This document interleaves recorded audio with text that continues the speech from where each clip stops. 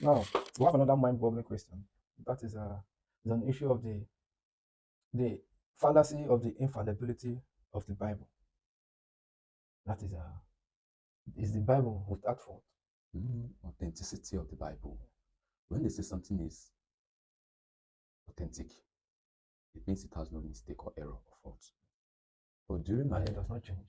it does not change. During my research and my study, I was journeying down the road of the genealogy of Jesus. So it came to Matthew chapter 1. It said this is the family tree of how Jesus was born. Abraham gave birth to David, David gave birth to, goes on and on. So when it got to Solomon, I paused there. Then I went to Luke chapter 4. That place says this is the story of the so-called, or however, or how they felt the story of the birth of Jesus. I read down and it was different. The names in Luke is different from the names in Matthew. David had two sons, Nathan and Solomon, from two different parents, Okay. two different women. So Solomon's mother is different, Nathan is different. Now in Matthew, when they got to Solomon, they continued the genealogy of Solomon, how it all landed to Jesus. They went to Luke. They stopped at David and did not put Solomon, they put Nathan and started the tree from Solomon, still landed at Jesus. How can two men end up having great grandchildren that became one person? Jesus. That's a mistake, or I don't know what to call it. And now I tried to trace the genealogy of Nathan, Solomon, and David, and the so-called Joseph, that was the so-called father. Joseph is also from the lineage of David. This Joseph, that was a carpenter, from the lineage of David. And he was not a carpenter because he's from a royal family. He was from a royal family. Go make your research. Now, they all went back to David. Then check the family tree of the sons of Jacob, which Joseph was inside.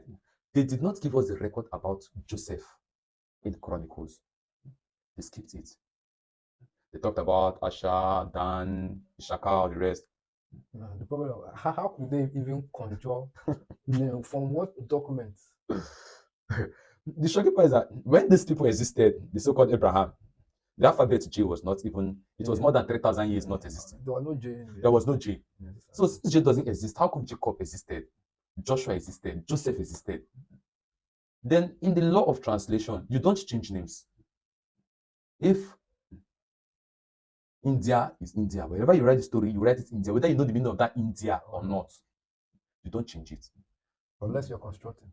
Except you have an agenda in mind, you have a plan, you have a motive.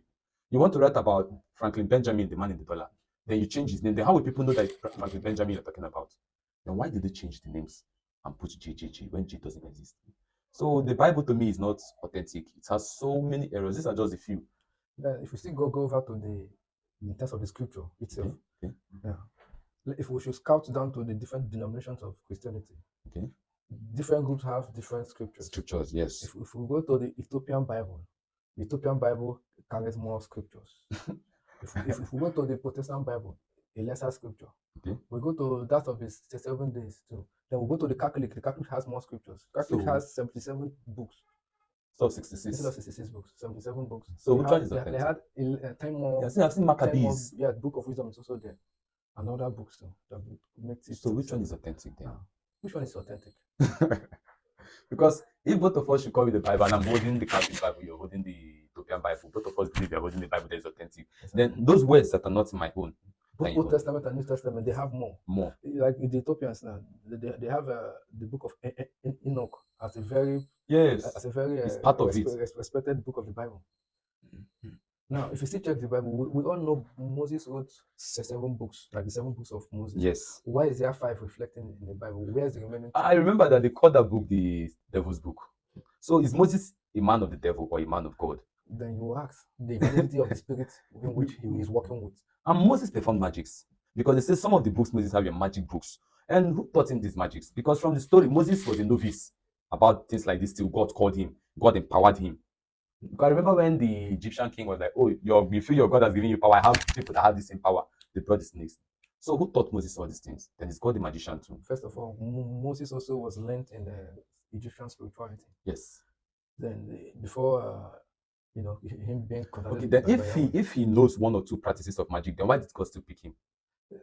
Now you tell me, because like I said, Yahweh is it's not the supreme being. Yes, yes, I agree that Yahweh is not.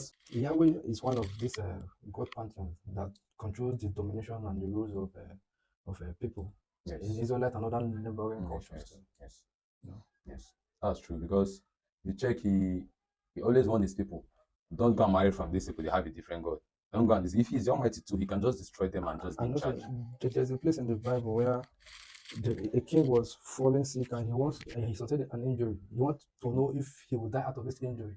So he sent out his servant to go to another culture or Okay. another neighboring village to inquire from the Elohim if he is going to make it. Make it or not. And the devil becomes very angry by saying, uh, why would he go Somewhere else to nearby. another Elohim if there's no Elohim in his own place, that he will go to another Another Elohim. Elohim. Yeah. So for that reason, that he will die from the injury. Jealousy. Yes. For